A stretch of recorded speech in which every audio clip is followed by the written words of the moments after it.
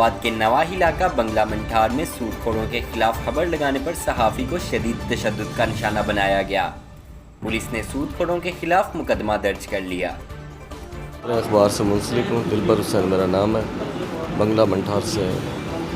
मैंने सूदखोर गुलबार महार के ख़िलाफ़ जो है सुलंगी बरदरी के एहतजाज पे जो है ख़बर शाया की थी, जिस वजह से वो नाराज़ हुआ। नाराज़ होने के बाद उन्होंने जो है कल मुझे 15-20 अफराद के साथ मिलकर शदीद तशद्दुद का निशाना बनाया और जो है मुझे ज़ख्मी कर दिया। मेरी आँख जो है आप देख सकते हैं, मेरी आँख में जो है डैमेज कर गए हैं।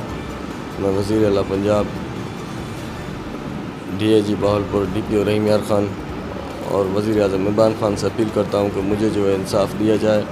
मेरा सिर्फ़ कसूर ये था कि मैं सूदखोरों के ख़िलाफ़ मैंने ख़बर शाया की, एक मज़लूम की सुलंगी बरदरी की मैं आवाज़ बना। मुझे इंसाफ़ मुहैया किया जाए।